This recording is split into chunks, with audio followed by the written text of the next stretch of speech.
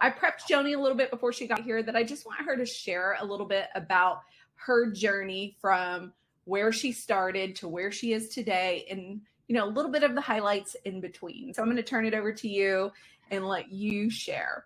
Hey everybody. I don't know if some of you are teachers or were teachers, but like Shawntay, I used to be a teacher many, many years ago. I taught exceptional education, intensive reading for middle schoolers. So it was never a dull moment.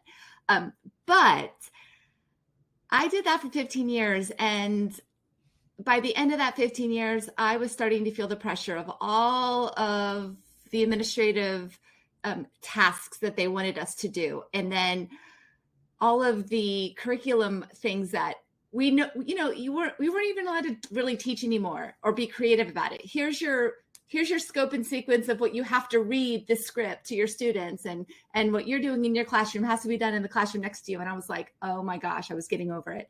So I didn't jump into instructional design right away. I was actually able to get a job as a training consultant working with some ed tech companies. I used their products as a teacher in the classroom, and I was offered the job before I left the classroom, and I said no for like a year because I was so scared to leave the classroom. So finally I said yes, and I did leave mid-year. So if any of you are thinking about leaving mid-year the classroom, it's okay. I pretty much walked out and left everything for the students, took my personal stuff, knowing that I wasn't going to go back.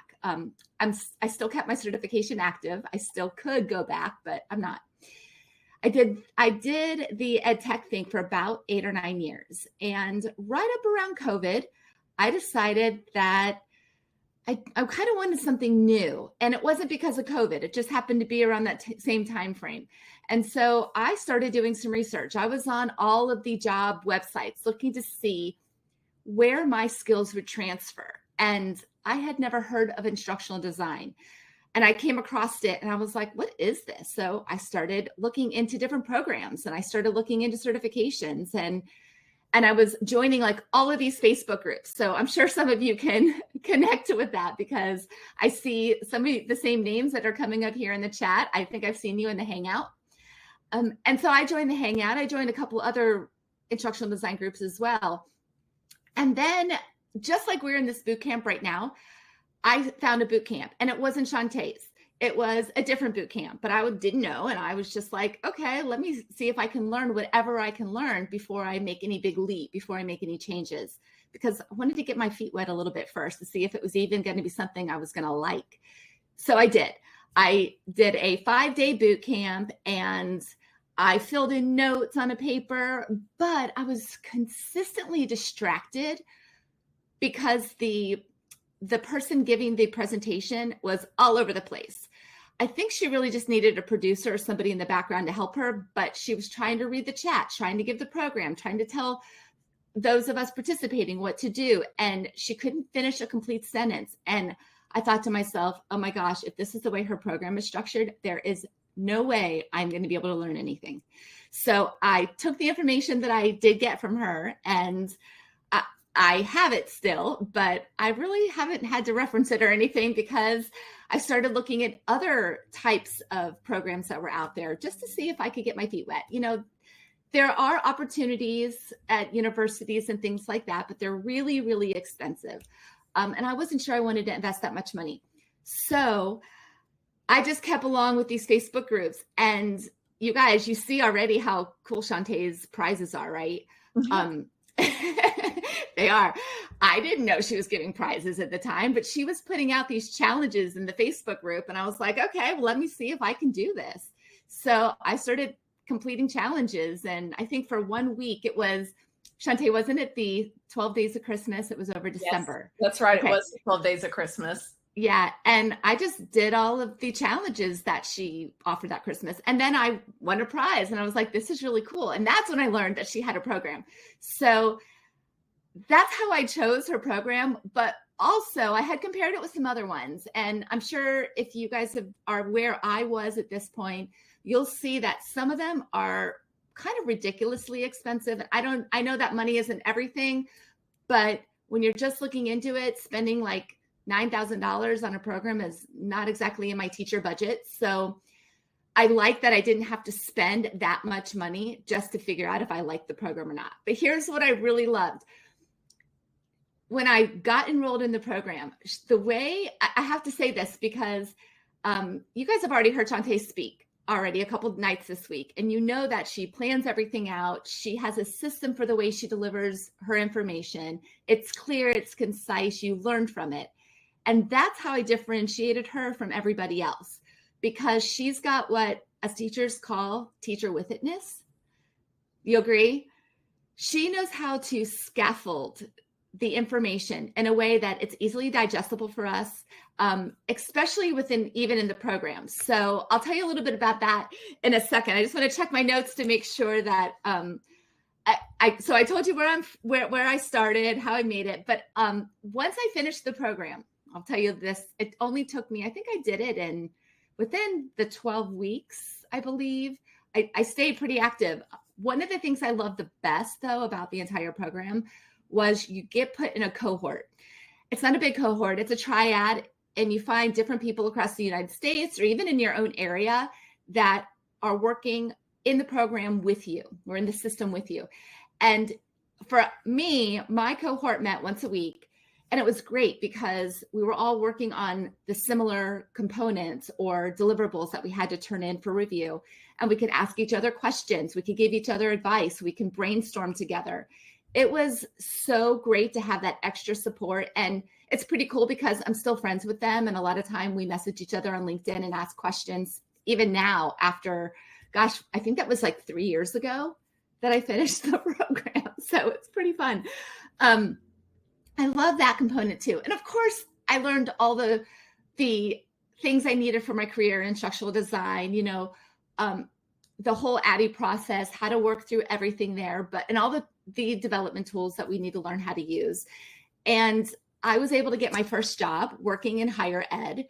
I met with, what was cool about it is with this higher ed institution, if I only wanted to work with 1 or 2 SMEs or professors, I could. If I wanted to work with 5, I could. But I set the schedule. I did all the project management.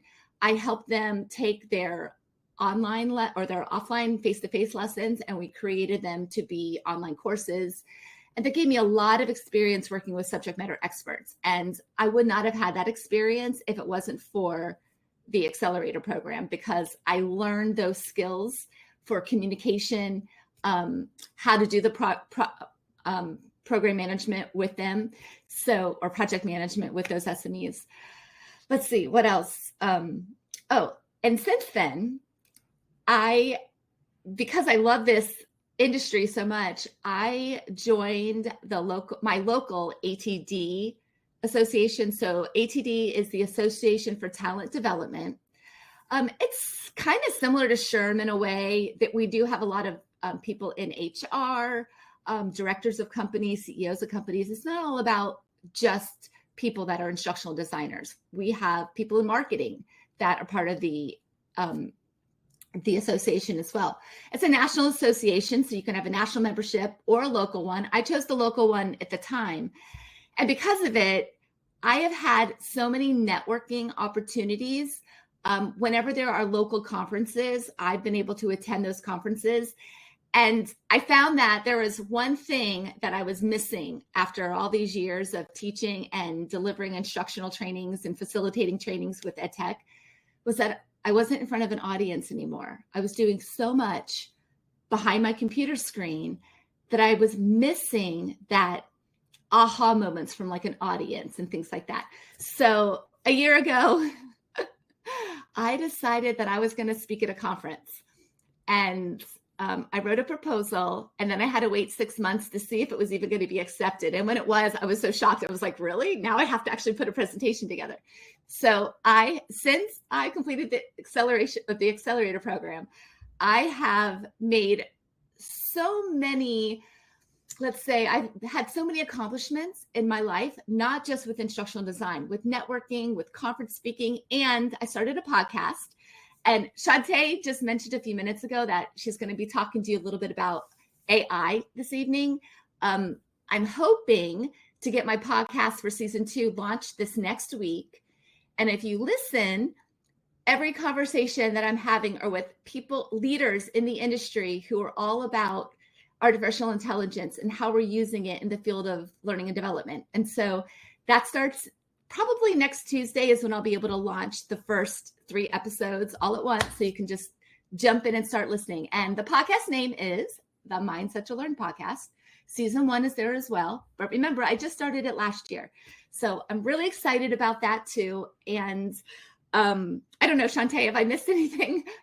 No, what I wanted for our community here to hear is that, again, it's not just instructional design that you do. You get to do a variety of things, right? So Joanie, not only, she went through a program, she learned how to do ID, she started doing ID, but then she expanded. So it's not just ID. She's been a conference speaker in conferences where instructional designers go to learn, and she's still new to the industry. She is interviewing like influencers in our industry for her podcast. So, you can do as much as you want inside of this space. It's up to you, but it's really cool that we have so many opportunities. And so that's what so you shared everything that I would love for them to hear, that it's not just heads down creating content. It can be if that's all that you want to do.